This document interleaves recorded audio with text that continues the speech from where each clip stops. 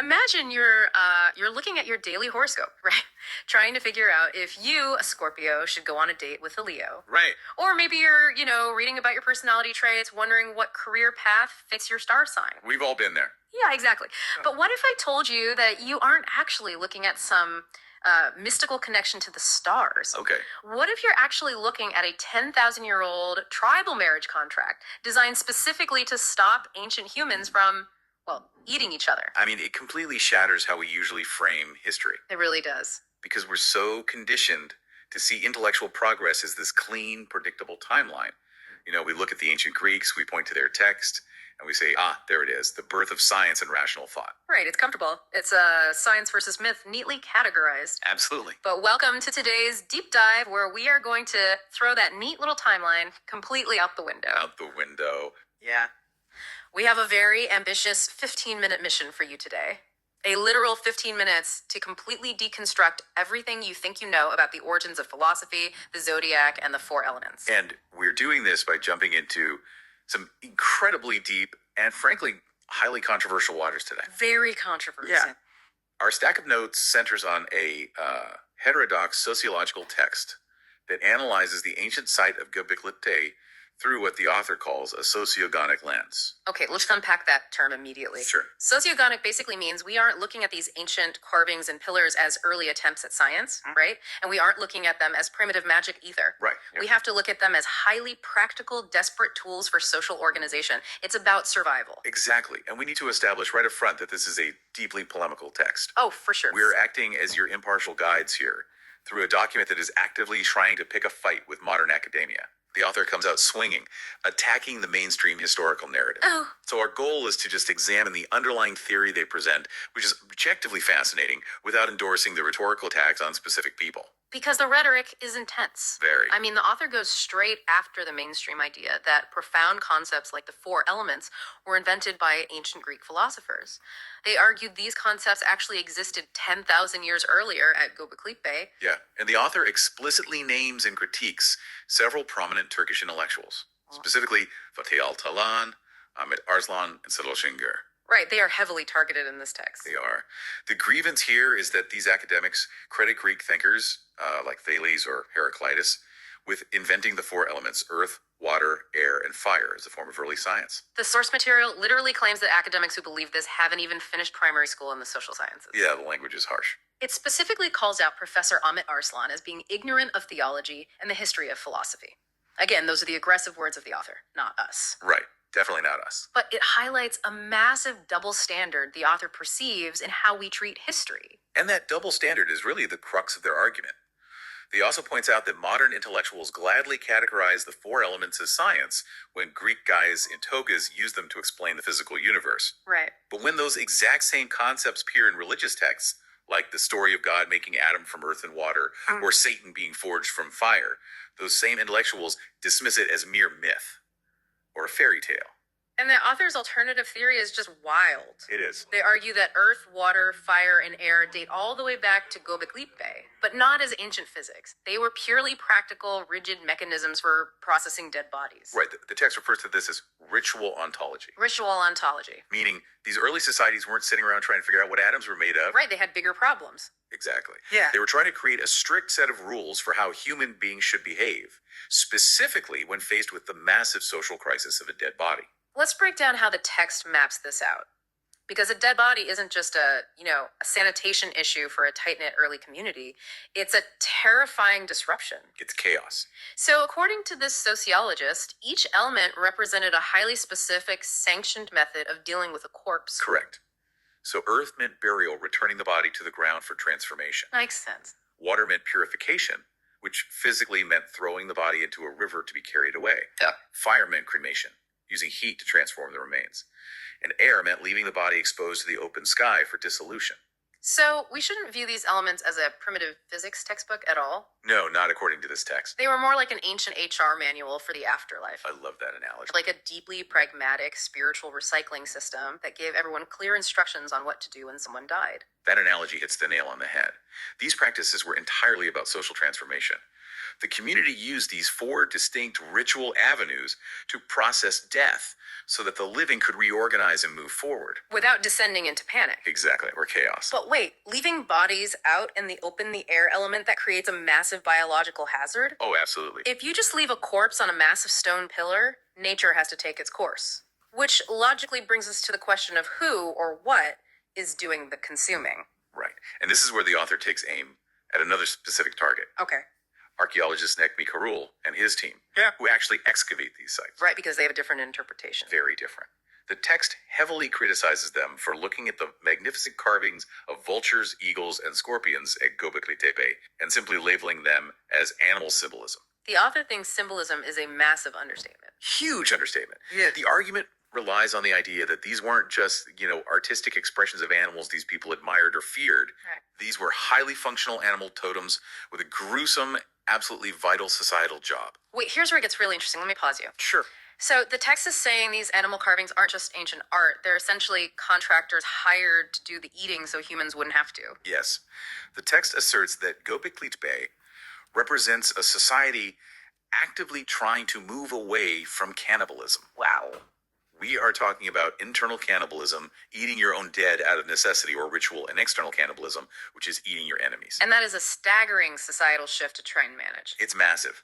Think about the logistics of transitioning an entire society away from consuming human flesh, when that might have been a deep-seated survival mechanism. A spiritual requirement. Exactly. So the text posits that these early humans used totems, specifically scavenging birds like vultures, to literally outsource the eating of dead flesh. If you're listening to this on your commute and just heard outsourcing the eating of dead flesh, stick with us. Yeah, please stay with us. Because the logic the author lays out is oddly airtight. They place the bodies on those massive T-shaped pillars, which is the air element. Right. The birds swoop down, strip the flesh, and leave the bones intact.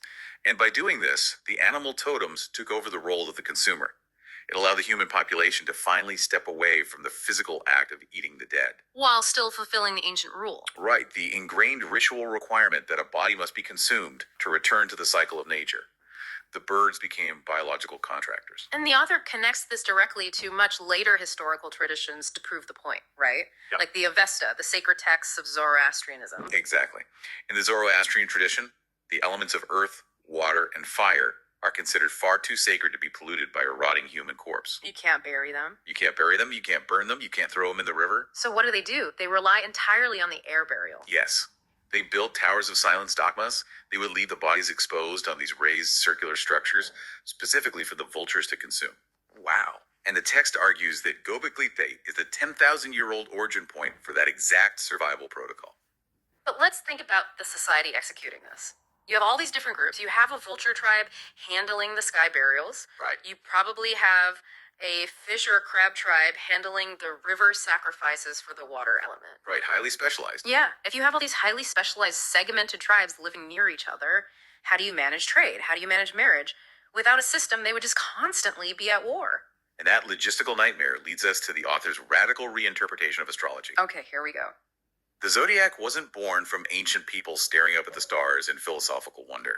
It was born from people looking across the fire at each other, trying to figure out how to coexist. So the signs of the zodiac, the ram, the lion, the Scorpio, the author is claiming these were actual social units. Yes. They were the literal names of these totem tribes. That's the argument. When we read a horoscope today and have something like, can a Leo marry an Aries? Or what kind of career is best for a Scorpio? Right.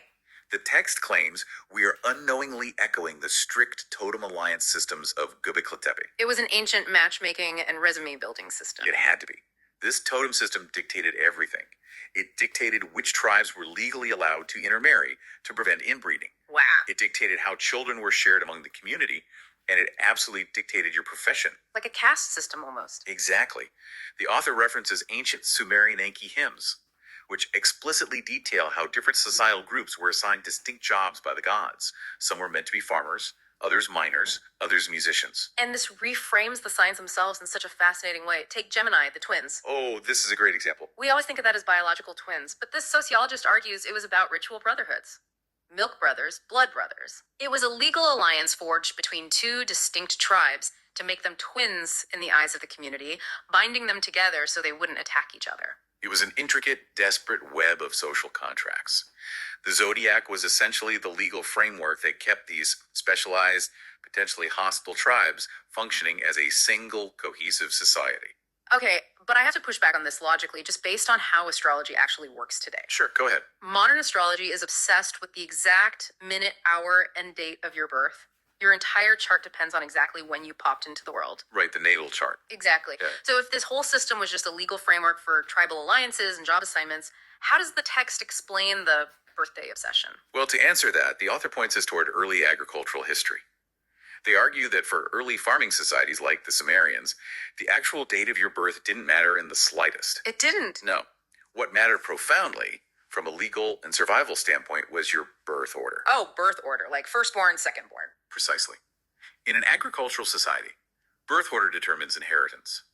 It determines how scarce land is divided, who takes over the family farm, who gets the livestock. Right, that makes total sense. The text argues that our modern obsession with the exact birthday is just a later, heavily distorted version of this ancient, highly practical system of social hierarchy. And those lifestyle differences, like farming versus not farming, literally dictated your spiritual alignment, right? They did. The source points out how Sumerian farmers talked about the nomadic Martu societies. Yes, the farmers heavily criticized the nomads. They wrote things like, they know no house, they know no grain, they eat raw meat, and they are not buried when they die. Which, in the context of everything we just talked about, is a massive insult. It's the ultimate othering. It shows how the core elements of civilization, eating cooked food, burying the dead in the earth, were used to draw incredibly sharp moral lines between us and them. Right. If you didn't process your dead using the correct elemental ritual, you weren't just different, you were uncivilized. Which brings up a logistical question. Okay. If you have all these highly specialized tribes, the farmers, the sky burial vulture guys, the river sacrifice fish guys, you have to physically organize them. Right. You can't just have everyone wandering around the same camp. This strict social organization had to be spatial. And it was. This is where we see social hierarchy literally mapped onto the physical world at Göbeklitepe. Oh, okay. The massive T-shaped pillars aren't arranged randomly.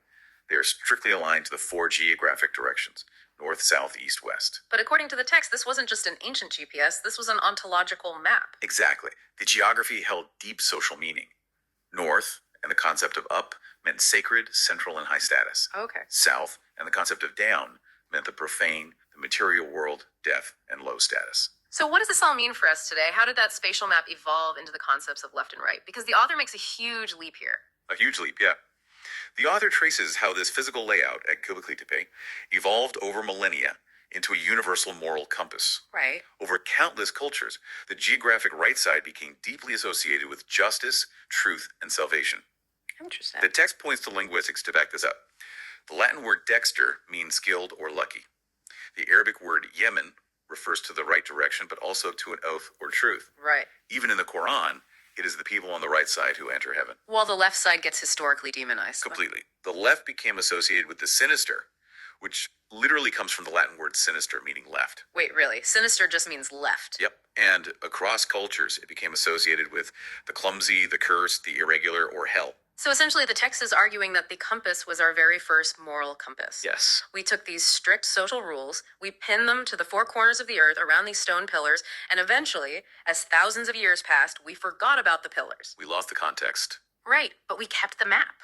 And we turned that geographic map into our very definition of good and evil. That is the sociogonic perspective in its purest form.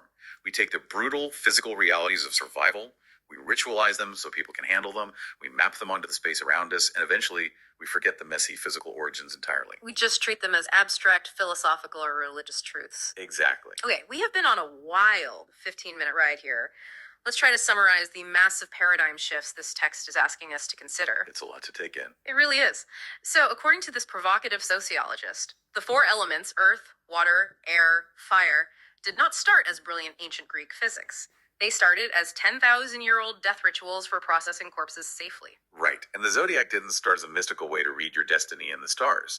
It was an ancient HR manual and marriage contract to keep different specialized tribes from eating each other. And our entire concept of good and evil, right and left, started as literal geographic zoning laws at Göbeklitepe. It challenges everything. Yeah. And, this raises an important question for you listening right now. Yeah. Every time you read a horoscope for fun, or favor your right hand, or talk about the elements of a situation, you might not just be using modern language.